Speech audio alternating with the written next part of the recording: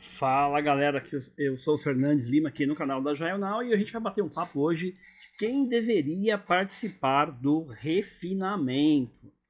Então vamos lá entender o que é o refinamento primeiro na visão do nosso querido Scrum Guide, aí a edição de 2020, que é a edição mais recente quando eu gravo este vídeo em março de 2023. Então o que o Scrum Guide 2020, a edição em português, está falando? Então, o refinamento é quando eu trago transparência após a atividade de refinamento. Ou seja, um dos objetivos do refinamento é trazer transparência, entender o que vai ser aquele item que eu estou refinando.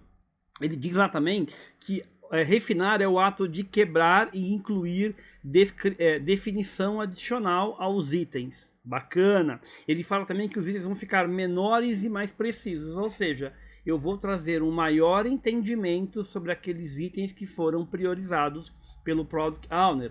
Eu vou trazer clareza, maior entendimento. Então eu vou adicionar detalhes. Que tipo de detalhe? Descrições, regras, falando de um produto digital, por exemplo, protótipos, fluxos, jornadas. Ou seja, quanto mais detalhes que fazem sentido e que vão trazer clareza para todo o time que vai construir, melhor. Qual que é o volume de detalhes? Isso é um acordo do time. Tem times que vão precisar de mais detalhes, tem times que vão precisar de menos detalhes. Então você tem que definir o que faz sentido para o teu contexto. Qual é o conjunto de detalhes que eu vou adicionar em cada refinamento para que traga essa clareza, para que o time entenda o que precisa ser construído ali, ou seja, nos itens que estão sendo refinados. E ele está falando aqui também que é uma atividade contínua, ou seja, eu vou estar sempre refinando os itens. Quantas vezes? Não sei. A quantidade de vezes necessárias para eu trazer clareza. Um item pode ser refinado mais de uma vez? Sim.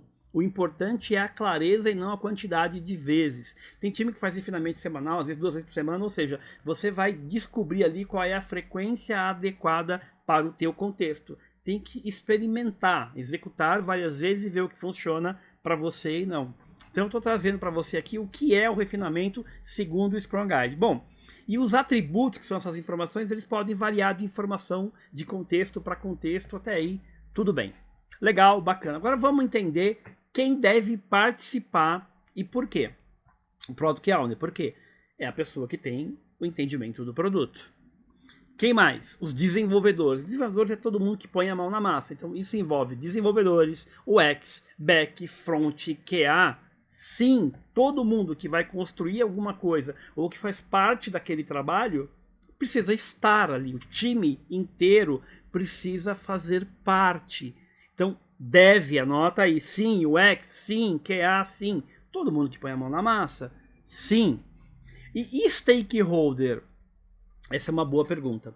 Eu já tive refinamentos que eu tive que envolver stakeholder. Por exemplo, um exemplo que eu gosto muito de dar é, eu estava refinando algo que era ligado a motor de crédito. E aí a galera não entendia muito de motor de crédito. Então a gente chamou pessoas, stakeholders, do time de risco e antifraude, porque essas pessoas podiam contribuir com aquele contexto. Então você não chama todo mundo, não. A reunião de refinamento ela tem que ser efetiva. Então a grande sacada aqui é qual é o número mínimo de pessoas de fora que pode contribuir.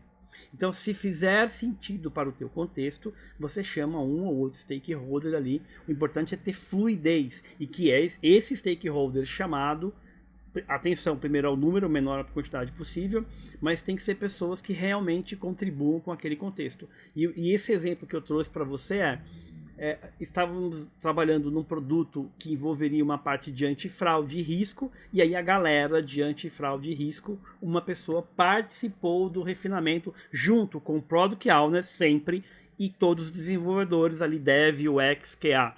Outra pergunta é, precisa estar todos os desenvolvedores? Sim, todo o time que vai construir, porque o refinamento é a atividade de compartilhar entendimento, de construir junto. Então quem põe a mão na massa precisa participar para poder entender, senão ele vai perder informações que vão ser relevantes ali para a construção, e isso pode gerar problemas ou atraso. E após o refinamento eu preciso ter clareza sobre os itens que foram refinados. Então, quando eu consegui essa clareza, significa que meu refinamento foi efetivo. Espero que você tenha entendido que refinamento é uma atividade contínua feita pelo Product Owner, por desenvolvedores UX, QA, Dev, Front, Back e por aí vai, e que dependendo do contexto e do cenário, faz sentido você trazer um ou outro stakeholder que tenha um profundo conhecimento sobre aquele item que está sendo refinado.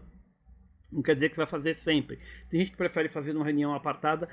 Eu gosto de envolver os stakeholders que são mais colaborativos, que expressam, que estão dispostos a contribuir, que trazem informações relevantes. Então, não é sempre que você vai envolver o stakeholder, mas se fizer sentido, faça sim quando ele contribuir, quando ele trouxer clareza para o time e informação, às vezes, que não está no domínio, por exemplo, essa de fraude ou de risco que eu compartilhei com você aqui. Espero que o vídeo seja útil e que você entenda que refinamento, quem deve participar do refinamento, do meu ponto de vista. Um grande abraço, até a próxima. Valeu, galera!